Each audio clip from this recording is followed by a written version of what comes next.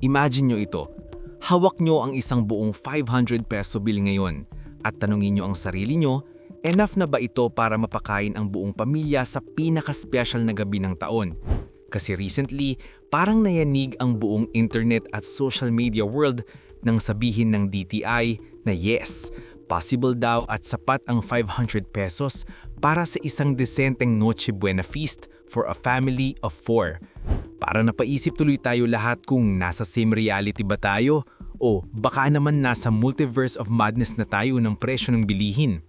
So, hihimayin natin ang math sa likod ng statement na ito at kikilalanin natin kung sino nga ba talaga si Secretary Cristina Roque, ang woman behind the controversy, at bakit maraming nagsasabi na sobrang out of touch daw ang statement na ito sa tunay na buhay ng ordinaryong Pilipino. Simulan natin sa The Claim na nagpa-trigger ng galit ng bayan. Nagsimula ang lahat when DTI Secretary Cristina Roque released a statement saying na ang 500 pesos ay kasya or enough na budget para sa Noche Buena. Sabi niya, kung marunong lang daw dumiskarte ang mga nanay at tatay, makakabuo na sila ng meal na may ham, spaghetti, fruit salad at pandesal. Sounds good sa theory, di ba? Pero nung tinignan natin ang breakdown ng presyo na nilabas nila, doon na nag-start mag-init ang ulo ng mga netizens at labor groups. Let's break down the receipts, literally. Sabi sa listahan ng DTI, makakabili ka daw ng Christmas ham for 170 pesos. Pero guys, alam naman natin na sa presyong yan, hindi yan yung whole meat ham na ine-expect natin, kundi yung pressed meat or loaf style na punong-puno ng extenders. Tapos, ang spaghetti noodles daw ay nasa 32 pesos at ang sauce ay nasa around 28 to 48 pesos. Pero wait lang, nasaan ang budget para sa sahog? Imagine nyo, kakain kayo ng spaghetti na noodles at red sauce lang, walang ground pork, walang hotdog at walang cheese. Parang ang lungkot mamanyata ng Pasko kung ganun ang handa natin. If we look at the market prices ngayon, ang ground pork or giniling ay nasa 330 pesos na per kilo at ng hotdog naman ay nasa 250 pesos pataas. So paano mo isisiksik yan sa natitirang barya mula sa 500 pesos? Ang sabi ng DTI, pwede naman daw bumili ng mas maliliit na pack or yung tinatawag nating tingi style. Pero even then, mathematically, parang hindi talaga siya kwadra sa quality na deserve ng pamilyang Pilipino. Pero teka lang, sino nga ba si Secretary Cristina Roque at bakit ganito ang perspective niya sa budget natin? Para mas maintindihan natin ang context, we need to dig deeper into her background.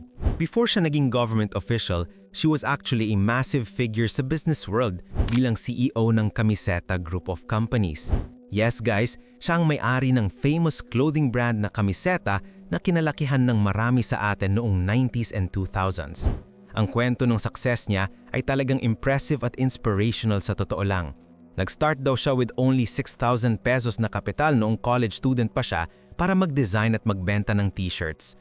From that small investment, napalago niya ito into a retail empire with over 75 stores nationwide. Dahil sa background niyang ito bilang successful entrepreneur, kinuha siya ni President Marcos Jr. para pamunuan ng DTI sa pag-aakalang madadala niya ang private sector efficiency sa gobyerno. Pero aside sa fashion, nag-expand din siya into luxury wellness with her Camiseta Skin Clinics.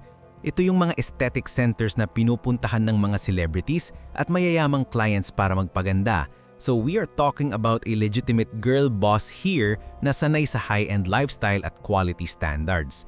She comes from the wealthy Aldeguer clan at kung familiar kayo sa PBB or Pinoy Big Brother, mommy siya ni Gino Roque IV, yung housemate na kilala rin sa pagiging business-minded at mayaman.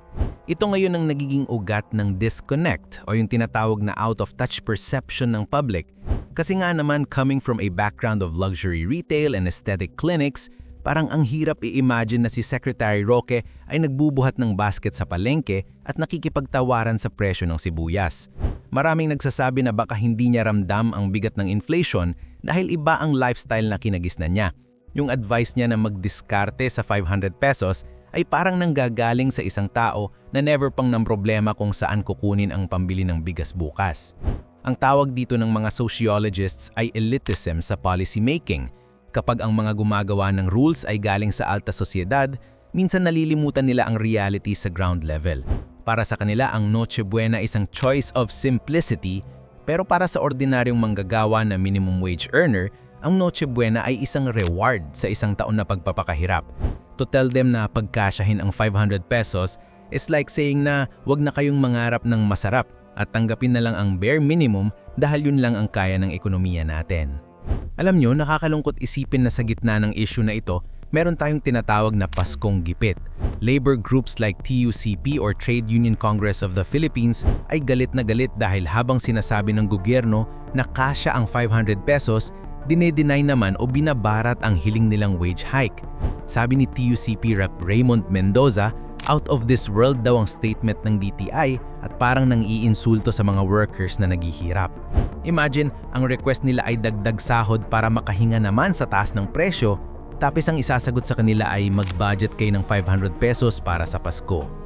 May pa-psychological impact din ito sa atin, guys. Ang pagkain kasi sa kulturang Pilipino ay hindi lang basta fuel para mabuhay. Ito ay love language natin, ito ay symbol ng pagmamahal sa pamilya. Kapag sinabi ng isang opisyal na okay na ang spaghetti na walang sahog, parang sinasabi na rin nila na hindi deserve ng family mo ang special na handaan. It strips away the dignity of the celebration.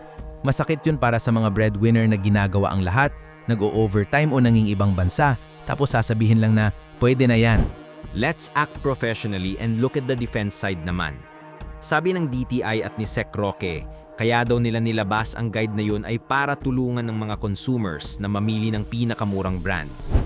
Technically tama naman sila na merong mga brands na pasok sa presyong sinabi nila, yung mga maliliit na sachets, yung mga generic brands, pero ang problema, hindi nila kino-consider ang nutritional value at quality.